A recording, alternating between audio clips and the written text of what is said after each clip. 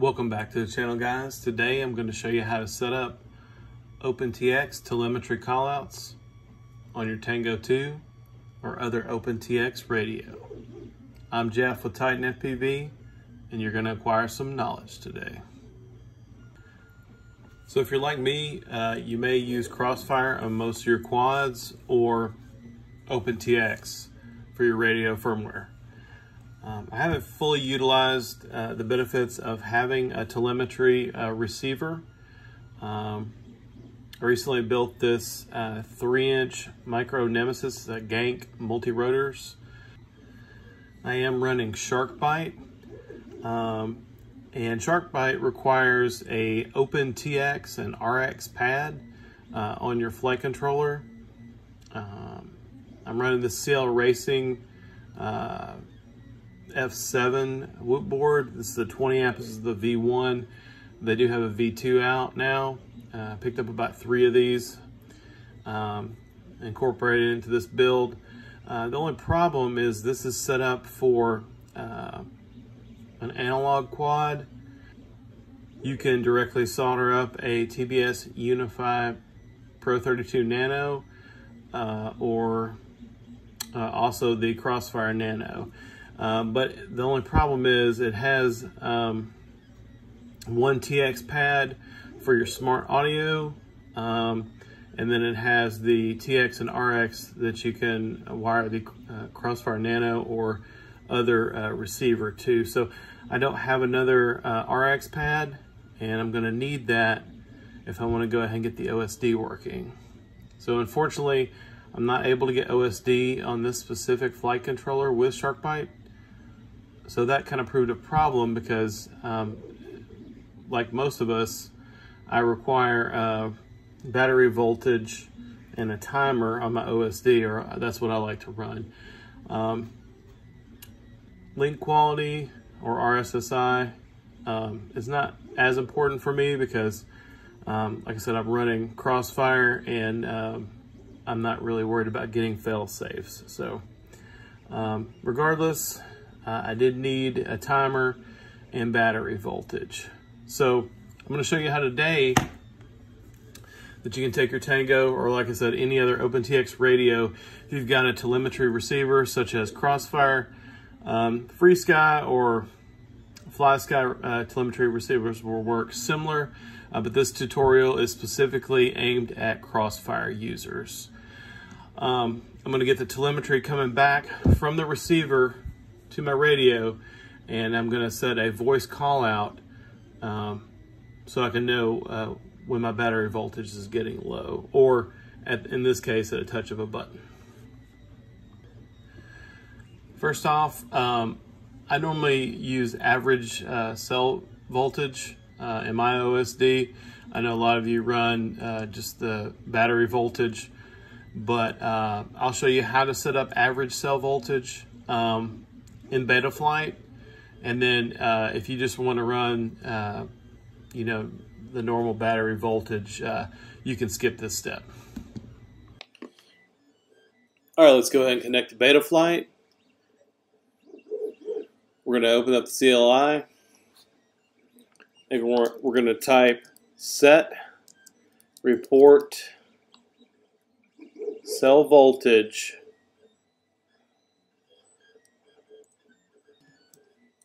equals on.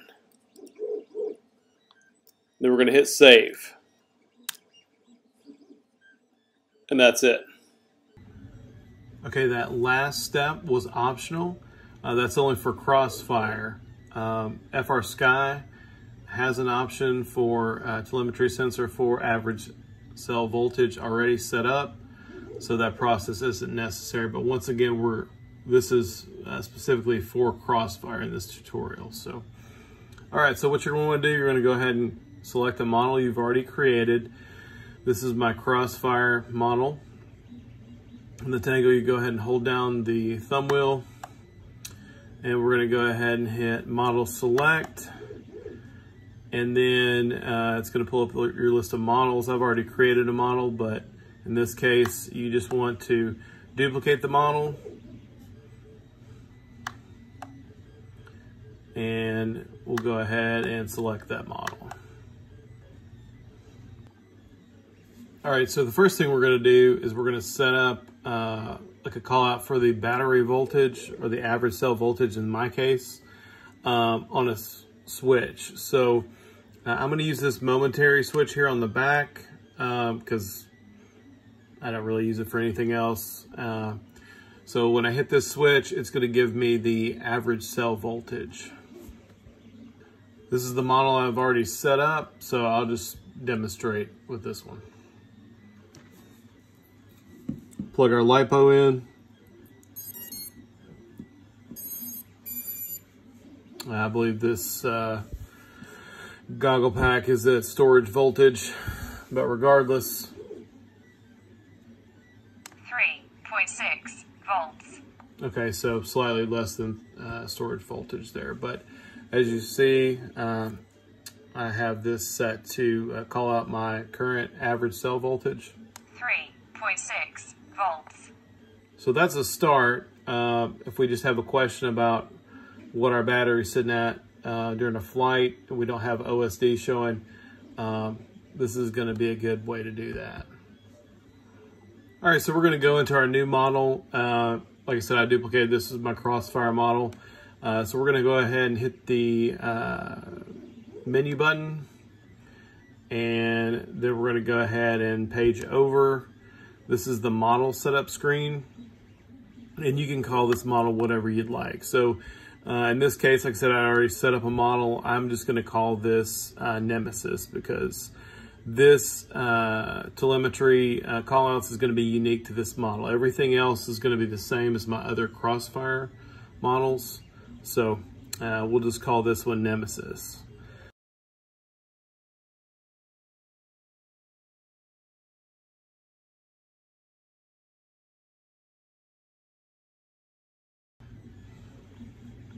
All right, you can exit out once you got the name. Okay. So we're going to go ahead and page over.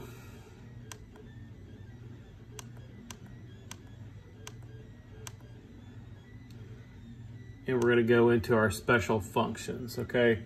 We're going to go ahead and select enter. And then we're going to choose a switch. In this case, I'm going to use the E switch on the back. So you just want to hit that. And as you see, that highlighted switch E. So you're going to go ahead and click enter. You're going to go over. And then so when switch E is pressed, we want the Tango to play a value. So we are going to select play value. And then we're going to scroll over. Now, first, before you add the sensor, if you're not familiar with how to add sensors or discover new sensors there, telemetry sensors, I'll post a link here to the video in the description there of how to set up a Crossfire Nano. It's going to be a similar process there in this case, but you want to have discovered your sensors already. So we're going to select that, and you can long press, and it will give you an option of what you want to add. So in this case, we're going to do telemetry, and we're going to go ahead and scroll down till we get to the value that we want to play. In this case, it's going to be the battery voltage, which I have adjusted in CLI Betaflight configurator to the average cell voltage. So we're going to scroll down.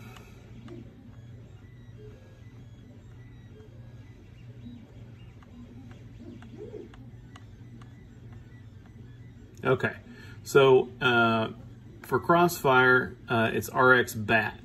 You're going to have a plus and a minus. We don't want that. We want the current average cell voltage. So it's just going to be RX BAT. All right, you're going to go ahead and click that. And then you're going to go ahead and... All right, now that we've got that set up, Let's see if it works. 3.5 volts. All right, it looks like we've got it set up on a switch to give us the average cell voltage. So that's the first part of the process.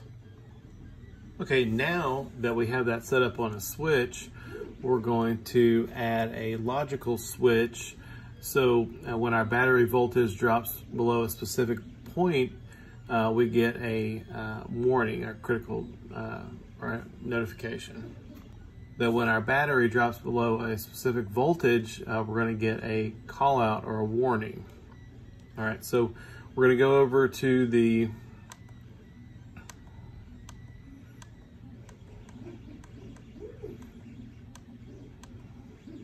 logical switches,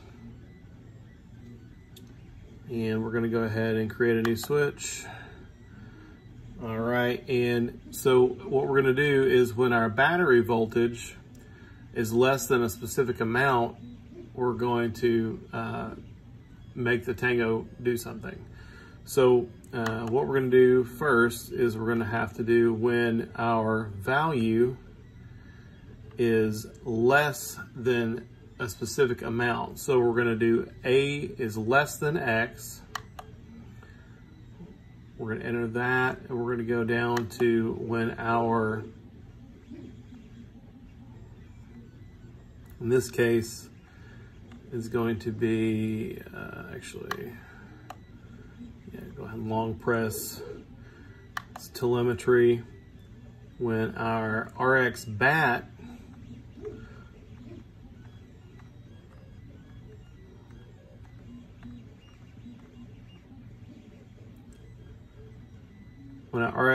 is less than, and this is where you want to set your voltage at. So for me, if it drops below 3.5 volts, that's a good time for me to get a call out. So you can do whatever works for you. In this case, like I said, I'm doing 3.5 volts.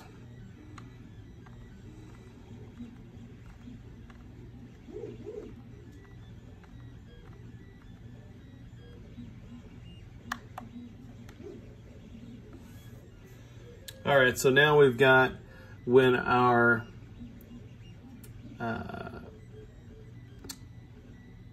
RX bat, which is our average cell voltage, is less than 3.5 volts, our Tango is going to do something. The next step is to set up a special function that's going to use our logical switch that we just set up to do our telemetry call out. So we're going to go ahead and exit out. We're going to page back over to our special functions. We're going to select the next available one. Go ahead and hit enter. Long press. And we're going to use our logical switch, which is the first one we set up. And when that logical switch is activated, when it meets those values, we're going to set it to play a track. All right, and then we're going to go ahead and choose our track. In this case, it's going to be a low battery warning. I wasn't able to find a critical battery warning, but I'll show you what I did in place of that. So low battery. So now when our logical function, which we set up for when the battery voltage is less than 3.5 volts, we're going to get the Tango 2 to call out a low battery warning there. Now, in this case, for us not to get false low battery warnings, is we're going to set a delay on our logical switch for about 2 seconds. So if we do a punch out, that the voltage doesn't drop below 3.5 for longer than 2 seconds. So we're not going to constantly get that warning thinking that our battery is low and we need to bring the quad in. So we're going to go back over to the logical switches.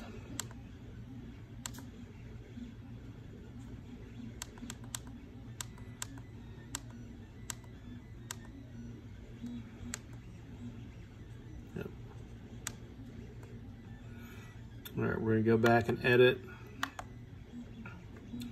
And then we're gonna add our delay. And like I said, I'm gonna do 2 seconds.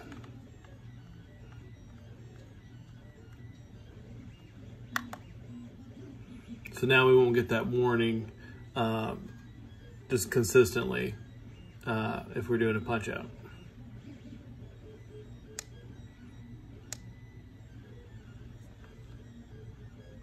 Now we're going to set up a call out for a critical battery there, just in case our battery drops. I'm going to set it at 3.3 volts. So we're going to set a new logical switch for that. So you're going to scroll down to your next logical switch. And we're going to do it's going to be when A is less than X. And A is going to be from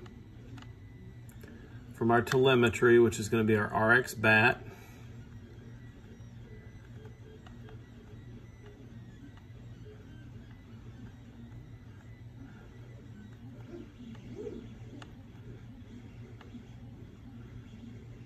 Remember, not plus or minus, just RX bat.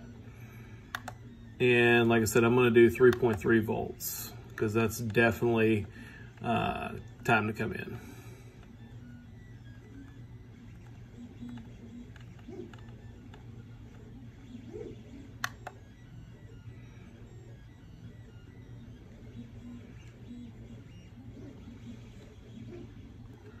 I'm going to set the delay on this one to 2 seconds as well.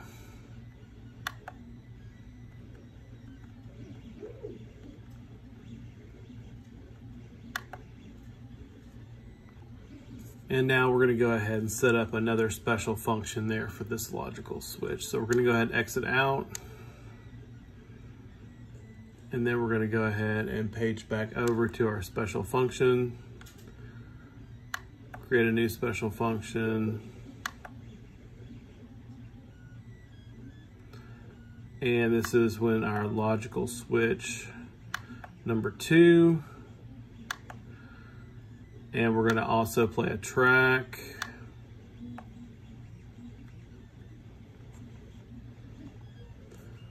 We're going to also play a track. And like I said, in this case, I couldn't find critical battery. You can upload wave files to your Tango or any OpenTX radio, custom sounds that you want to play. I haven't had a chance to do that yet, so I'm just going to use low battery as well, but I'm going to know that by this constantly repeating itself, or I can do the call out by the momentary switch, that my battery is ready to come in. So we're going to also play low battery on this one.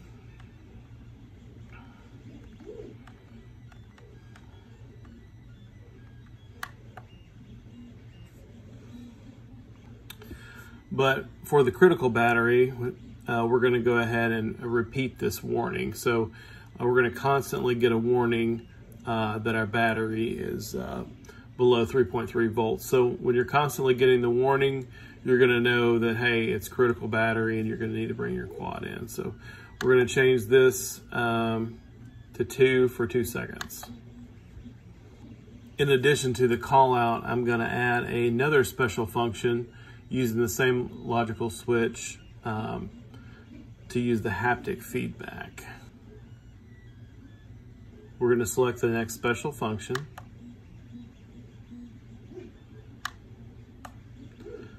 We're going to use the same logical switch, which is 2. And in this time, instead of using play track, we're going to go ahead and use our haptic feedback.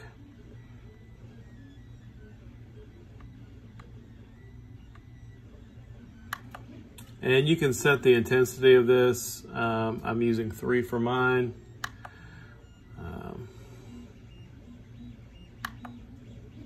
And then I'm also going to set that to 2 for 2 seconds there. So it's going to play back for 2 seconds there. So you're going to get that vibration.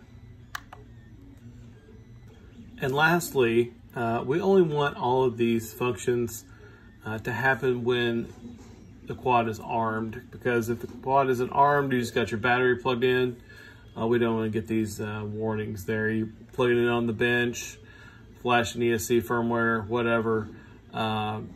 We don't want to get these alarms. So for the final thing, we're going to go back into our logical switches, and we're just going to add an AND. So there's going to be another value that's going to have to be active in order for these to work.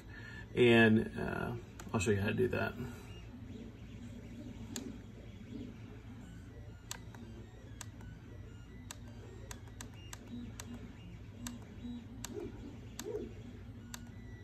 All right, so we're going to go back into our logical switch, the first one.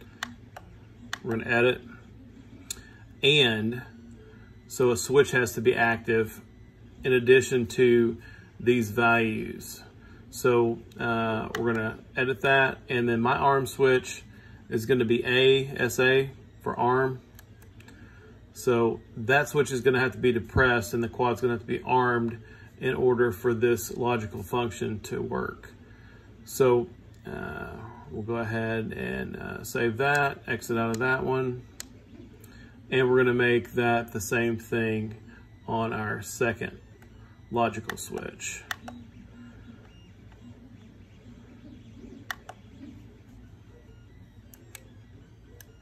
You want to make sure it's depressed, because if it's up, it's not going to work for us.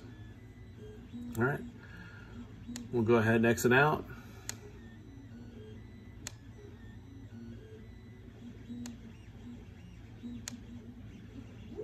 All right, so we have our model set up with our functions for warnings for battery voltage. Now you can do things like link quality when it drops below a specific amount. That'll give you callouts. I'm not going to do that. The only other feature that I may add is I may change the low battery on the critical battery to actually critical battery. And I'll just, if I do get that file, I'll post a link in the video description there, and you guys can download that to your SD card and go ahead and use that sound instead of just the duplicate low battery. But the low battery works for me, and I've flown probably, I don't know, about 10 packs on this, which is going to be coming up in a video here shortly. It's going to be my next one. It's a review of the Gank Multi-Rotors Nemesis Micro V2. It's a 3-inch. It's digital. It's a Shark Bite quad. Great little freestyler. So, but this has been working great for me through about 10 packs. All right, setting up the timer is going to be easy as well. So we're going to go ahead and hit the menu button. We're going to go to the second page, which is the model menu. And then we're going to use timer 1 in this case. Scroll down, and as you see, it's set to off. You can turn it to a throttle percentage, or you can turn it on just when the throttle stick is up. And that's what I like to do. So when the throttle is up, when you're flying, the timer's going to run. Seconds. So as you see, it's counting down. When you drop the throttle, the timer's going to stop. And then generally I'm going to fly for about 4 minutes. Depending on the model, you'll want to go ahead and adjust your timer accordingly. But should be able to get out about 4 minutes out of this specific quad. Actually, I'm getting over 6.5 minutes, but we'll see that in the video. And you can change your timer. 4 minutes. Then you can scroll down if you want, and you can do call outs. So every minute that elapses, you're going to get a notification. So that's the way I like. You can choose voice, or you can choose beep. It can just beep at you, but I want the minute call outs. So that's going to work for me. We can go ahead and exit out once we made those changes. All right, and as you see, I did have the throttle stick up momentarily. So, but I put the throttle back down. So my timer has stopped. It's stopped at 13 seconds. But if I raise the throttle, 10, 9, 8, 7, 6, 5, 4, 3, 2, 1. Timer 1 elapsed. now this is great, but I want to be able to clear this timer, and I'm going to show you how to do that. We're going to go back to our menu button there, and we're going to go ahead and page over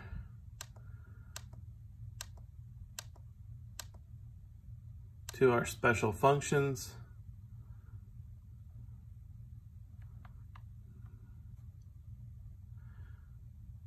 And we're going to select our next available special function.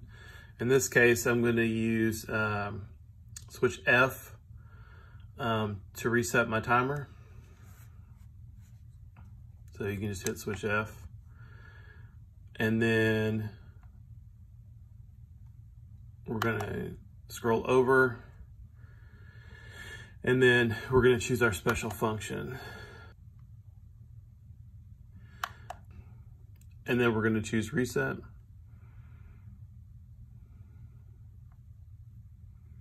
And this is whichever timer we want to use. So in this case, 1, make sure you put a checkbox there. All right, we can go ahead and exit out of here. And as you see, the timer is at -4 seconds elapsed.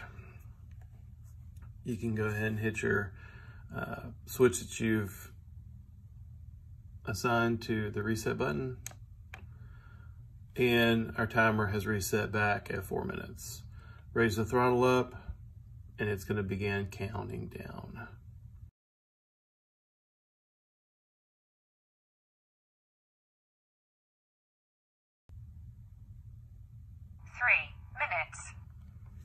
And as you see, the timer is working. I've decided not to use the timer function as the low battery warnings and battery callouts are working for me. But you can use these to assist you if you want. I hope this video was helpful, guys. If you're not subscribed already, please do so. Like, comment, hit that notification bell for more updates. You'll get updates when this is coming to the channel.